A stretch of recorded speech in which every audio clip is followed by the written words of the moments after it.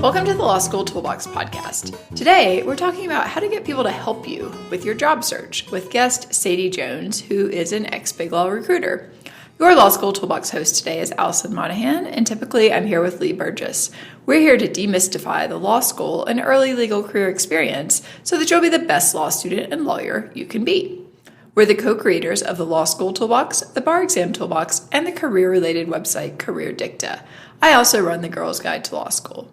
If you enjoy the show, please leave a review on iTunes. And if you have any questions, don't hesitate to reach out to us. You can always reach us via the contact form on lawschooltoolbox.com, and we would love to hear from you. With that, let's get started.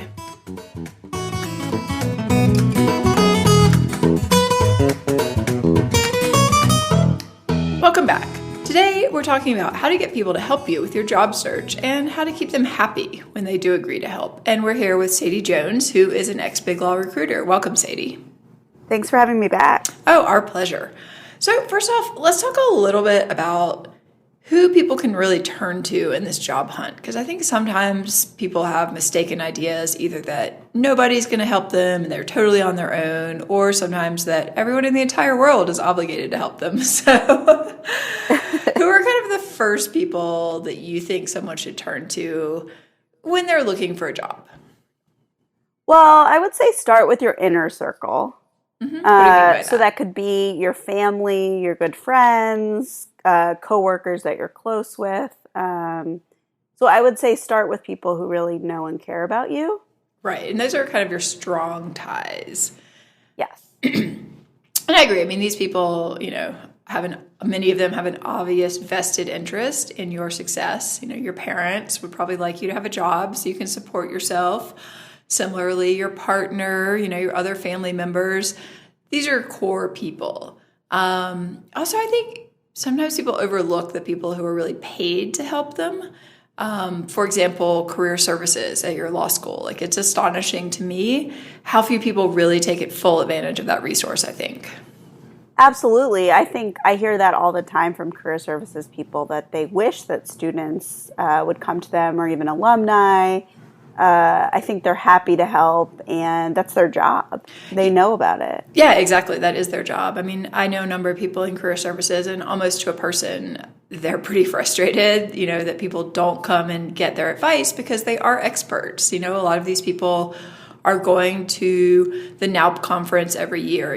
They're abreast of hiring trends. They're talking to employers. I mean, that's a large part of what a lot of career services people do, is they actually talk to people who might want to give you a job. Yeah, and I think as a legal recruiter, if we had a good relationship with a career services person, we might call up and, ask for some people, let's say 3Ls that don't have jobs yet. Is there anyone they could recommend? Do you want to be on that list with them? Yeah, and I think this is something where it pays to try to get on that person's good side. You want to have an ally to the extent possible in the career services office. So when they get that call, you're going to be top of mind, and they're thinking, sometimes I've heard of judges, for example, calling schools and saying, hey, I just had a clerk who has to drop out. I need someone immediately. Do you have anyone you could recommend? Absolutely. These things definitely happen. I mean, we certainly reached out to people, for trying to hire for a specific position. We've reached out to people at schools that we know and say, hey, do you have anybody that would be great for this? Also, that's part of what you're paying for, right, with the law school. So when you think about it that way, your money is going towards this, and part of going to law school is getting a job. So I think you need to think about, getting the most bang for your buck. Yeah, and these are relationships that you can start to build early, or you can build later. I mean, ideally as a 1L, you'll occasionally drop by, and even if you don't think you need help on your resume, just let somebody help you. Make an appointment, see what they have to say. You can decide not to pay attention to them later. But, it doesn't hurt to stop by with an occasional, set of cookies or something. I mean, that might seem extreme, but getting on the good side of people who can help you is a pretty good idea. I agree, and I think most of these people are pretty social and like to just chat and that sort of thing. So I think just kind of having them know who you are.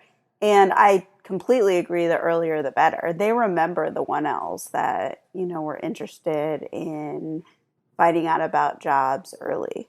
Yeah, and oftentimes, your career service office at your school will have sort of open office hours or things like that you can just pop into. It doesn't have to be this big deal. If you're walking past the office and you see someone that you talked to a few weeks ago, just wave at them and say, hey, how's it going? Hope everything's great. That's all you have to do. It doesn't have to be this big thing. Absolutely. And, then I think the next level is bringing in a professional. If you have specific issues you want to work on, if you have, let's say, things you're going to need to explain and you kind of need a professional to help you come up with a story. And by this, do you mean like a career coach? What are you talking about, a professional? Yeah, career coach. I think there's lots of different variations on that. Depending on what you're looking for, there's lots of different professionals who can help you kind of polish off your resume, help you work on cover letters. I think especially if you're in a situation where it's late in the game and you don't have a job and it's kind of a harder search than just going through OCI, I think bringing in a professional can be very helpful. I agree. I mean, I know people even who I worked at the firm with who are looking to transition to a different job who hired career coaches because they said, look, this is not my area of expertise. Like I don't know. I know certain things about, how to run a patent lawsuit and, get your expert witness to write a report, but I don't know the nitty gritty of figuring out what I want to do with the rest of my life and then getting that job and repositioning my experience. There's no harm in reaching out to someone, even if it's just a session or two, just to get their thoughts. These are people who, this is what they spend their time thinking about. They're thinking about how you can update your LinkedIn profile or how you can use that, all these things that you may not have time or interest in really diving into. There are people out there who have. I also think, paying somebody to do it means they have a different interest in it than just someone that you're asking to help you out. Right. Then it's really their job. So I think that could be useful, in the right situation. Yeah, and we help people with that. So I think your point that, having somebody who has that outside eye, even if it's a brief couple of hours or just a certain amount of time that they're going to be working on something, can really put you in a different path and just with a little bit more targeted help than you're probably going to get from career services who are dealing with hundreds of people, all of whom are basically looking for the same jobs. And they may not be quite as vested in your personal interest as someone that you specifically hire for this task.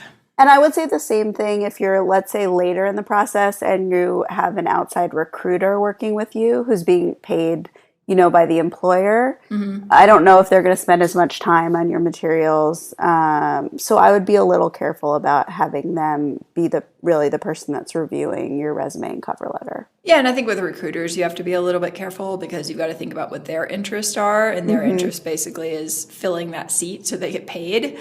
And it may not be that they're thinking quite as much about what you might end up wanting or what might be the best fit for you. I mean, obviously they want to find a job that you're happy enough to stay in for a while, but it may not be quite the same level of attention to your needs as you would get from a career coach.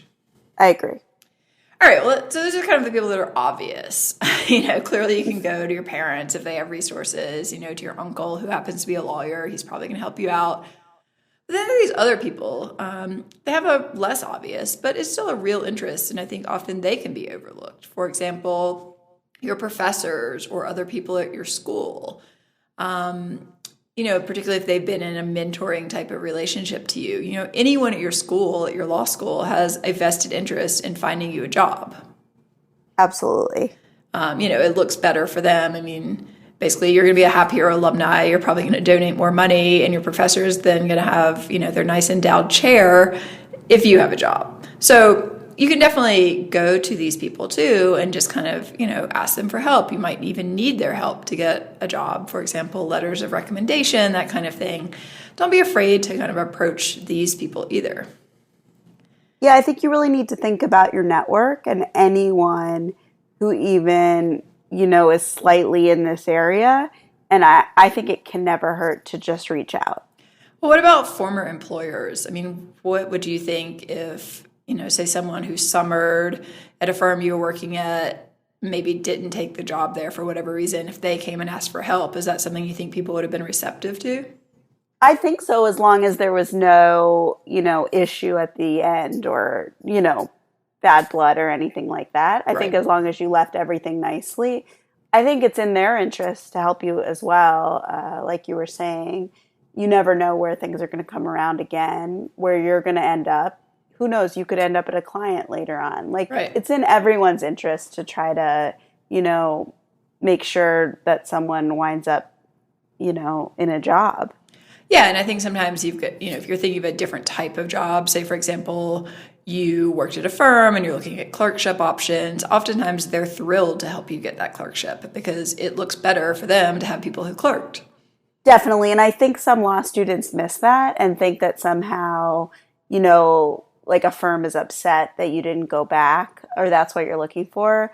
And I agree that clerkships are always a positive. And law firms want positive relationships with judges. So I think that, they're absolutely help you.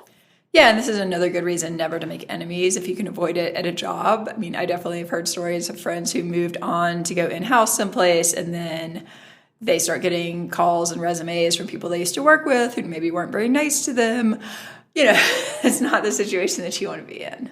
Yeah, and I think sometimes people forget that at the end of a job, maybe they are upset about something. I think you should always think into the future. Is this worth bringing up? Right. Is this worth leaving on a bad note? Yeah, like the exit interview is really not actually the place to air your grievances, whatever they are, however legitimate they are. That's not the place to really rehash things that may or may not have happened. That's the place to say, I really appreciate all the relationships I've had here, all the great experience, but it's time for me to move on. I agree. I think have a conversation with a friend or family member about the things you're upset about and do maybe a mock exit interview. And then in the real one, just be nice. Yeah, there's no point in, hashing over things that you didn't like about whatever job. You never know where you're going to run into people. Other people who have an interest, you could talk to alumni from your college or from your law school. Certain undergraduate institutions are really known for the strength of their alumni network. And if you went to one of those schools, again, that's one of the things you're paying for. Definitely. I mean, I think that's the place to start. And obviously they probably have the most connection to like law firms and things like that, or the legal field. I think the next level is kind of to think of like people who know people that you know. What I really like is to go onto your LinkedIn and see who knows who, and start there, like make a little map, see if you can get an introduction to someone. I think a lot of times people who don't even know you are willing to help you. Why not? If it's not a big deal. Yeah, and I think that's the surprising thing. So, the first category you talked about is these strong ties, the people who you probably think are going to help you just because. But then you've got this whole other world of the weak ties, or even in some case kind of no ties other than perhaps shared commonality of interest. But a lot of research actually suggests that these weak ties are really where people find job opportunities because these are people who may have opportunities that you're not already aware of. Your inner circle probably knows about the same thing you know, but someone that you maybe went to undergrad with who's working in a totally different city, they have access to a whole other network. And so I think thinking about how to leverage these weak ties and get people in those networks to want to help you can be very beneficial. Absolutely. And I think that's where, it's how you approach them. It's your behavior. It's what you're asking for that really matters. Because if they want to help you, they realize that maybe you'll help them at some point. Like everyone knows that having these connections, could lead to things that are mutually beneficial.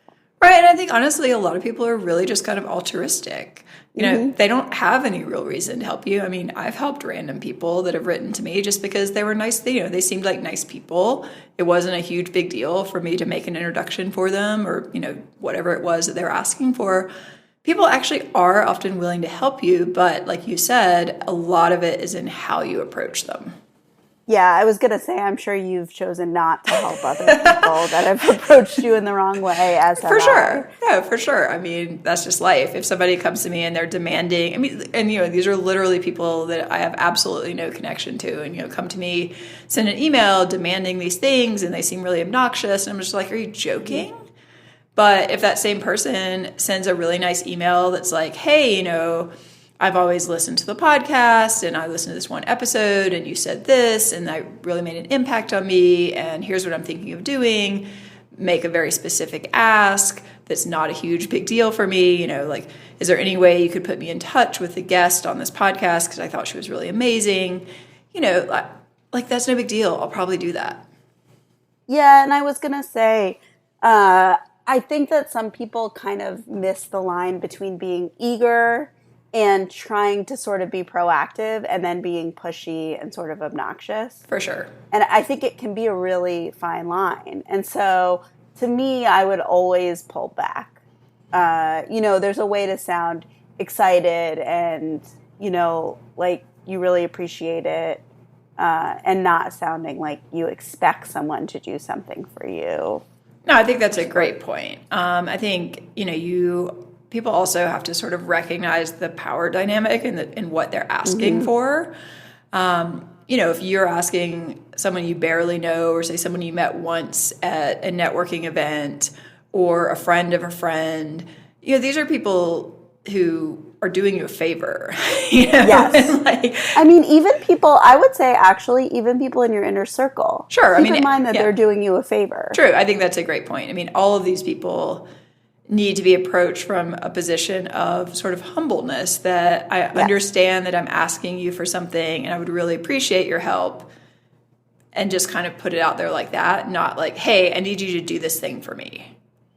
Exactly. And I think always start with something small that you're asking for. Maybe you develop a relationship. Maybe they seem really interested in helping you and it becomes something bigger. But don't ask too much at the beginning. Yeah, I think that's a great point. I mean, you know, if you are emailing a total stranger that you happen to see as a friend of a friend on LinkedIn, which I probably wouldn't do that. I would probably approach the person who knows them. But say, for example, you know, somebody you want to ask for an informational interview. So I have a whole series on the Girls Guide to Law School that really details how you can approach a total stranger or someone you have a very weak tie for and actually get them to have an informational interview with you. But, you know, I wouldn't ask them to dinner. You know, like, definitely. You know, you've kind of got to work up to it. I also think a key point here is if you're asking someone to do you a favor, you are paying for it. Oh, and so, you need to make it easy for them. Yes. I am surprised at people who invite me to coffee and then don't pay for my coffee. Yeah, or don't want to come to you. It's not a big deal, but it's rude. It is rude. I mean, you need to, that's the whole thing. You've got to recognize that this person is doing you a favor. They're taking time out of their day. And, you know, if you're a law student and you are having an informational interview with somebody who works at a law firm, they might well insist on paying for coffee, and that's fine. You can let them do that. No problem. But you need to offer. That's exactly what I was going to say. You just need to offer. It's fine to accept them, you know, paying for you. You know, and pick something small. You know, if worse comes to worse, you can pay for the 2 coffees. Yeah, exactly. You know, like, again, like you don't want to invite them out to like a really fancy dinner, but, you know, even a law student, you can pay for someone's tea or coffee. All right, so let's give people some tips on kind of how to get people to help you. And I think really these cover weak ties and strong ties. One of the things that bugs me the most that I really encourage people not to do is you want to make it clear that you've done the legwork and you've covered the really obvious stuff. And by that, I mean, sometimes people will reach out and say, what kind of job should I get? Yeah. And I'm like, I don't know. Like, how would I know? You know, I don't know. Yeah, that's an example where if that's really what you need to pay a professional to help you. Exactly. That's a bigger issue than, you know, anyone that we're talking about who's just doing you a favor is going to do. Yeah. They're not your therapist. Yeah, they're not your therapist. They're not your career coach. I mean, you know, maybe your parents or your partner might be willing to have these conversations with you. But I mean, I feel like even honestly, like going to career services in a law school and just being like, I have no idea what type of job I want. Can you help me? It just doesn't look that great. Yeah, because I think there's plenty you can do on your own to figure out what the different options are. I think it's okay to go to someone and say, I'm deciding between these 2 things. Oh, for sure. And these are my issues on both sides. Yeah. Because that says what you just said, which is you've done the legwork. Yeah, I mean, and I think it's even fair to say, you know, go to someone and say, look, I'm really struggling with whether I should do public interest work this summer for my 1L summer or whether I should try to get some other type of job. here's what I'm kind of thinking my long-term plan is. Like, that's something someone can work with. I mean, it's still a little vague, but at least there's kind of a structure for helping you answer these questions. I also think it depends on who you're talking to. If you've done the work to know what their career path has been and you're asking them a question maybe that relates to like a decision that they made, they'll probably be excited to chat with you about it because people like to talk about themselves. So if you're saying, how did you choose this path? I think that's an okay question, but it's not okay to just say, what should I do with my life? Oh, for sure. I think it's totally flattering for someone if you say, oh, I've looked at your career path and it was really interesting to me that you made this choice to go from job A to job B. How did you make that decision? And, how did it happen like that? That's a specific question. Like somebody can go, oh, well, when I was making this decision, blah, blah, blah. You're going to get some interesting information probably. So the more specific you can get with your questions and the more specific the help, I think the more likely you are to get something useful back. I was also going to say in those situations, really listen to what they have to say because maybe that's going to lead you to like, oh, do you know someone in this area? Don't come in too specific about what you're looking for that you're not even like listening to what the other person is saying. Yeah, I think that's a great point. I mean, coming in like so specifically about like, well, I'm looking for a summer job working for this type of company in this location and this blah, blah, blah, blah, blah, blah, with like 18 requirements and I need it to start at this time of the day and I need to be located here and I want to be able to take the subway and get off at this stop. And some people are like, okay, I can't help you with that. That's a unicorn. You're on your own here. Like, it's got to be specific enough that you can get good information, but vague enough and also in their area of expertise enough that someone can actually help you. If somebody's a litigator and you come to them with asking like specific questions about getting an M&A job, they're probably going to be like, I don't really know much about this. You need to talk to someone who's an M&A lawyer. And this is just like if you're in a real interview, make sure you've done the homework on the person, especially if you don't know them that well. And that includes like, let's say a friend of your parents. Sure. Maybe you grew up, they came over to your house, but you don't know that much about their career. Figure it out before you talk to them. Yeah, I think people just want to have the sense that you have made the effort and that you're not going to be wasting their time. Particularly lawyers do not want to have their time wasted.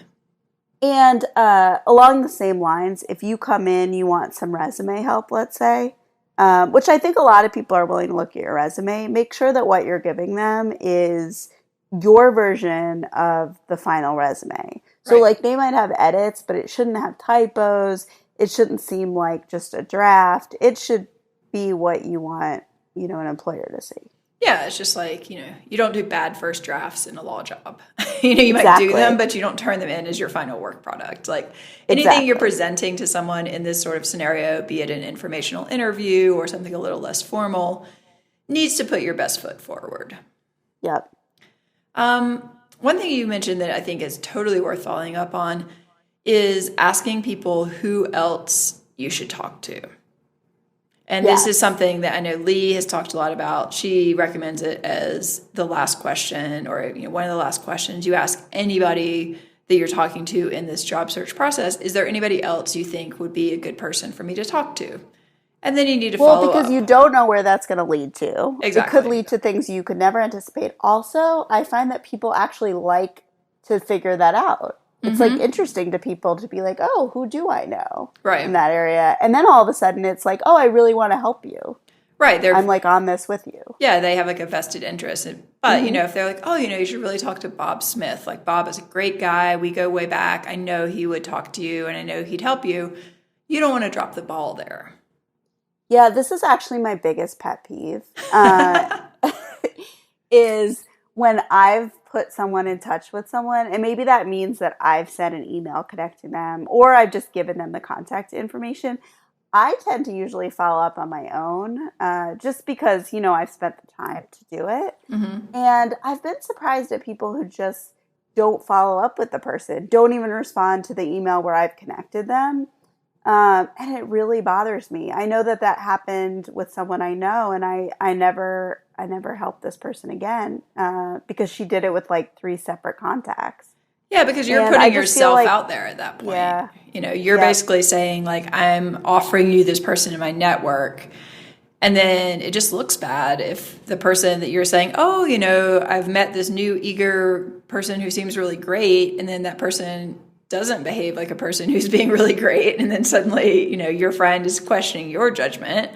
It just doesn't look and then good. I'm apologizing to the person I put them in touch with. Sorry that, she didn't follow up. Right. And even if you don't do a connecting email, if you just give the person the contact information, I almost always reach out behind the scenes to the person. And to be frank, I almost never give someone contact information unless I've confirmed it's okay with my friend.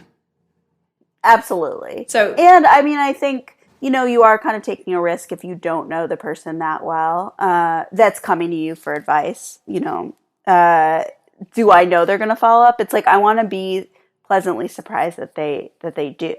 Yeah, and I want that person to make a good impression on me. Yeah, because you're basically spending your social capital to help them. Exactly.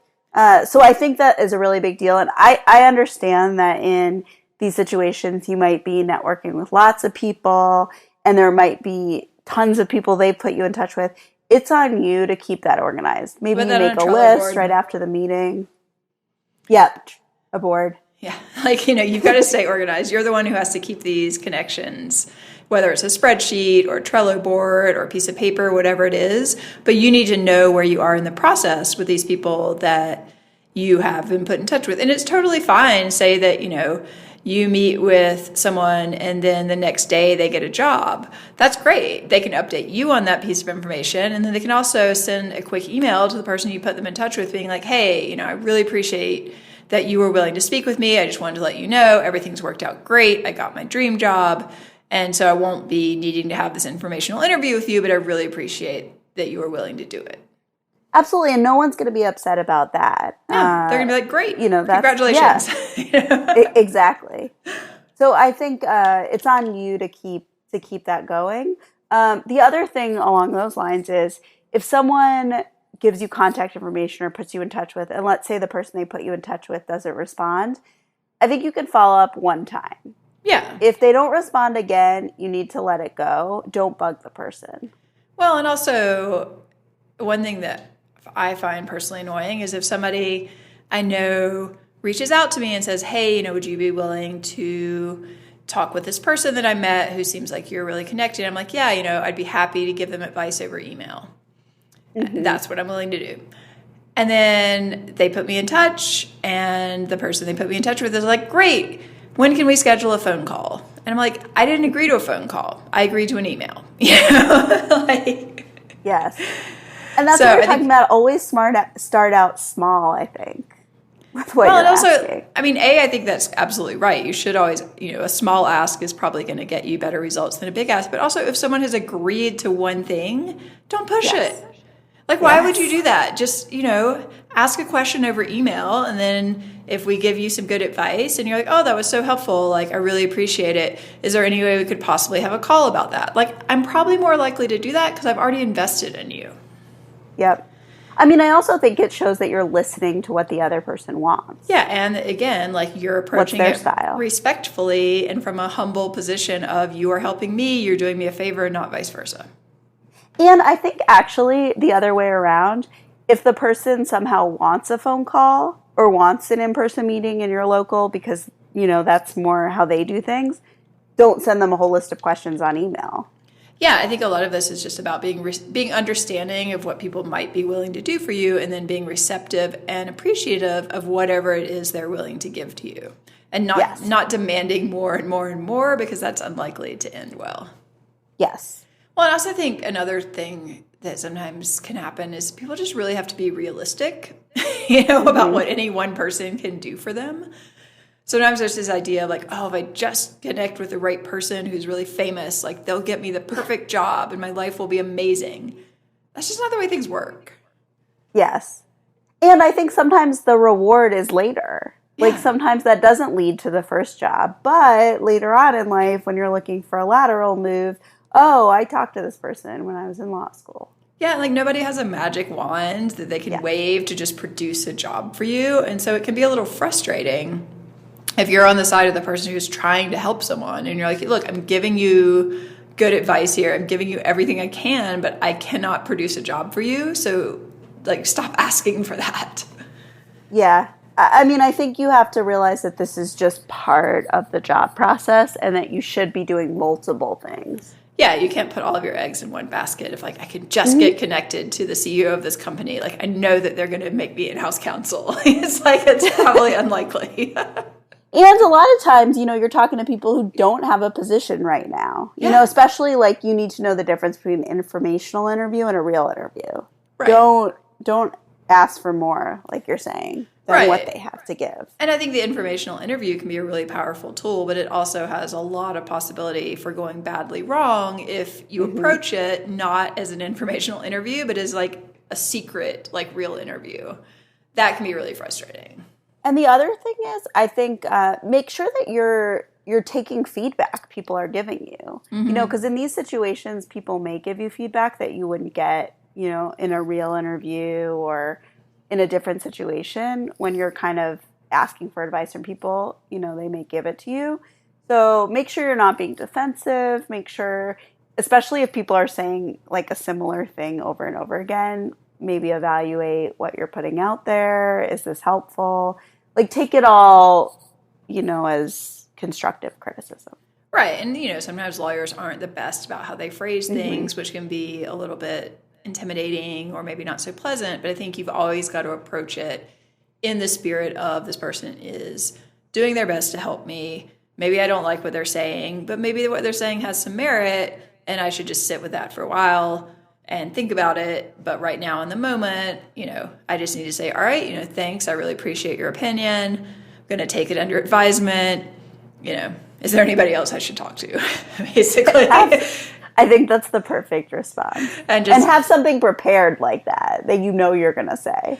Yeah, because even if somebody you think that they're not being like as nice as they could be to you, they're still doing you a favor. I mean, that's the reality of it. And maybe it is harsh to hear that, look, your grades are not good enough to get the position that you want right now.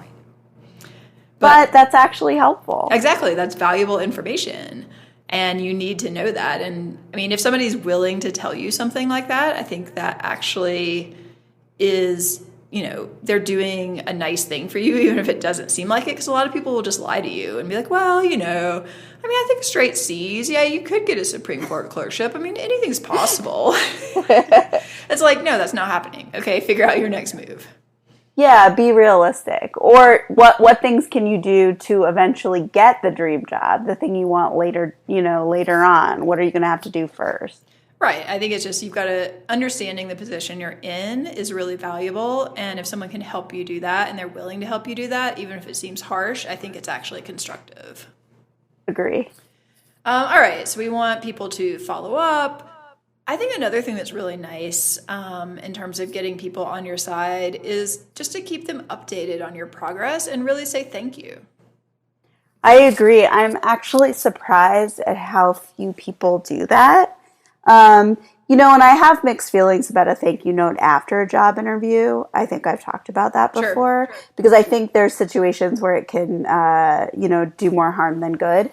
In this situation, I don't think that's possible. So I think you always send a thank you.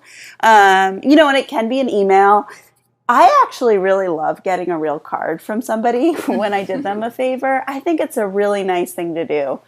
And then the other thing is I do wonder what happened to them. Yeah. And so I think it is really nice to say, hey, I had a couple interviews or I did get a job or whatever. Thank you so much.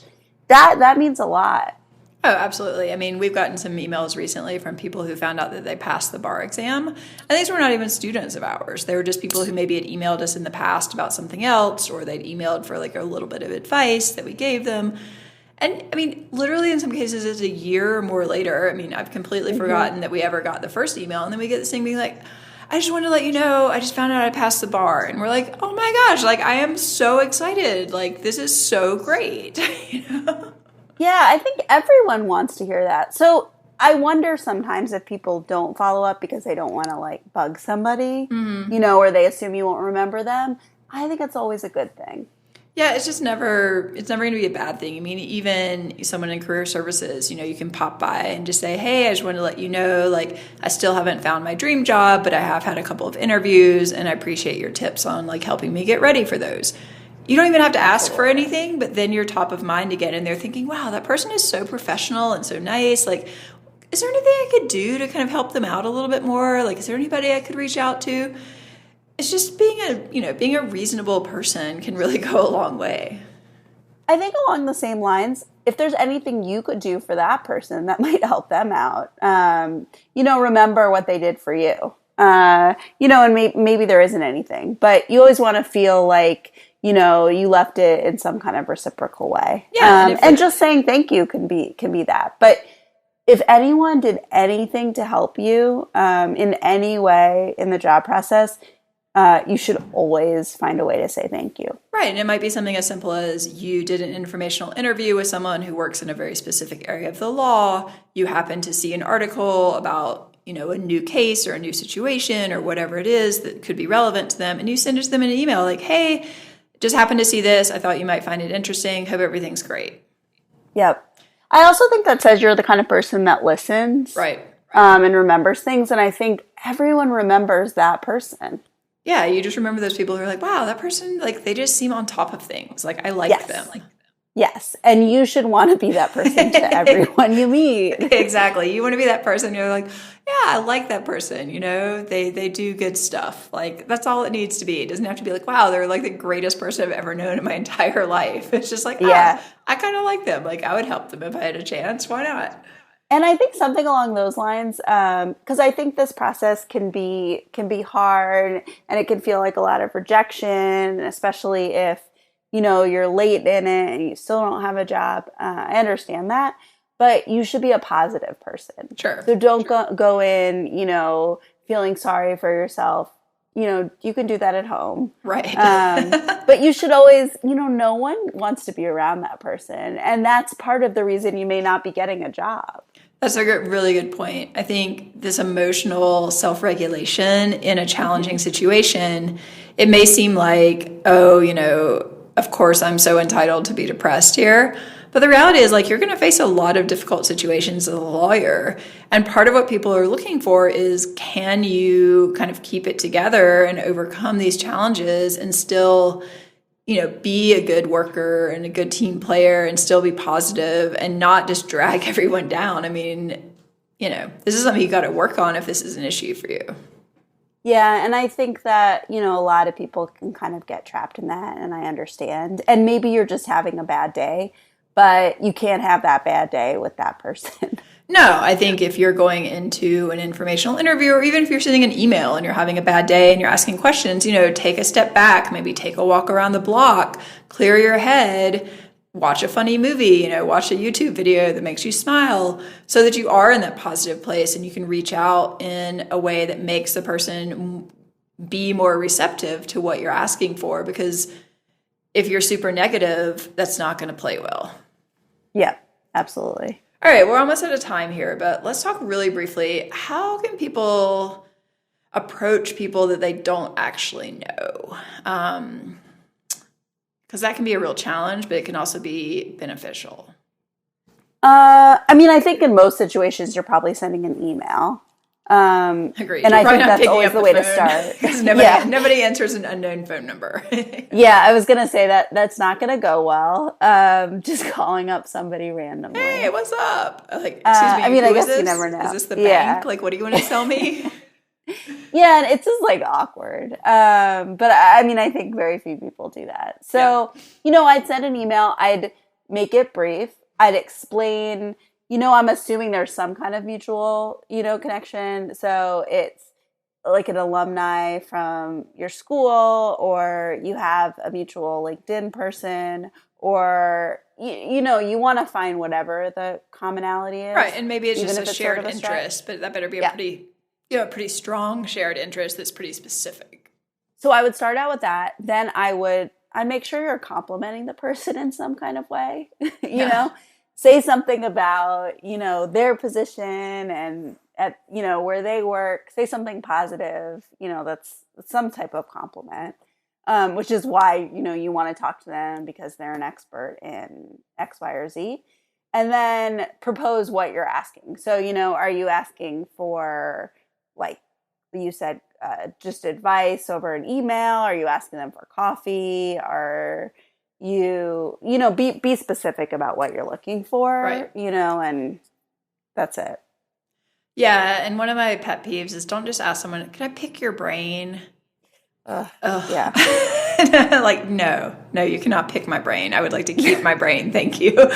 Like you've got to think a little bit about the language you're using and what it's going to sound like, particularly with lawyers. Lawyers are extremely busy people and they don't want to commit to something that's open-ended that could take up, X number of 6-minute increments of billing that they could be billing a client. You've got to keep it focused. And if they say no, don't take that as a total rejection and be polite about it because you might run into this person again. You might be able to turn it around. If they say, I'm at trial, there's just really no way I can do this. You need to write back and be like, look, I totally understand. I really appreciate you taking the time to even consider my offer. Maybe we can chat sometime in the future. Absolutely. I mean, you should always write back in those situations, I think, to say, you appreciated them even responding. Yeah, exactly. Because some people might not respond at all. Well, lots of people might. And again, you don't get to follow up indefinitely. I know now you can get in things that will just follow up for you. I don't recommend that as a course of action. If someone hasn't responded to 1 or 2 of your emails, you're just annoying them at that point. Yeah. And I think, some people just aren't going to respond. The other thing I was going to say is make sure you're really thinking about what the subject line is because that's what they're going to see first. So give that some careful thought. Yeah, I mean, honestly, I think most people just don't answer or don't even open the vast majority of their email at this point. That's why I think one follow-up is okay to be like, hey, I don't know if you saw this, although even then it's probably slightly getting annoying, but you got to. I think one, you're entitled to be slightly annoying, and I think you just keep it brief and only one follow up. One follow up, and also if there's any connection you have personally before then, you want to work that connection before you send that first email. So if it's a LinkedIn person, reach out to the person on LinkedIn saying, hey, I noticed you're connected to this person. Here's why I would like to speak with them. Let me know if you think, if you would mind reaching out on my behalf, or even if you can just tell me more information about them. I mean, that's actually a pretty good LinkedIn ask. I've had sometimes people that, I knew, but I wasn't super close to say, hey, I realize I see that you're connected to this person. Can you give me a little bit more information about them or how you think it might be best to approach them rather than just asking me to put them in touch? I agree. And I actually almost never say no to those sorts of things. So I think that most people, like we've said before, they want to help you. Yeah, you just have to. But I think you're going to be much more successful if you do have some kind of common, like we said, that someone else has put you in touch. Just a totally cold, coming out of nowhere email, a lot of the time people aren't going to respond. Yeah, or they'll just respond and say, hey, here's my answer to your question. Please leave me alone. Yeah. Or but maybe not, if you're nice about it and you follow up and then 6 months later you ask them again. You've got to think of this as a process and that you're building these relationships, even if it's just a couple of emails or one coffee. You never know where something's going to lead. So it's important to always be polite and always be accommodating and be that person that somebody wants to help. I mean, I think that's the key takeaway here is make yourself that person that somebody wants to help and feels good about helping, and you're probably going to get more assistance. Yeah, and I think, for example, if someone wrote something or they tweeted something or they put something out there that you really like, people really appreciate if you say, I love that post you wrote about, this subject, and I'd love to talk to you, about something else. People like compliments. Everyone wants to be flattered. That's the little secret here. Yeah. If you write to me and Sadie saying, oh my gosh, I loved that podcast you guys did, we'll probably write back to you because it's flattering, right? Absolutely. And maybe it wasn't your favorite thing, but, just put it out there that it was. Yeah, exactly. Well, unfortunately with that, we are out of time. Thank you so much for joining us. We really appreciate it. Thanks for having me. My pleasure. If you enjoyed this episode of the Law School Toolbox Podcast, please take a second to leave a review or rating on iTunes or your favorite app because we'd really appreciate it. And be sure to subscribe so you don't miss anything. If you have any questions or comments, please don't hesitate to reach out to me or to Lee at lawschooltoolbox.com or Allison at lawschooltoolbox.com. Or you can always contact us via our website contact form at lawschooltoolbox.com. Thanks for listening, and we'll talk soon.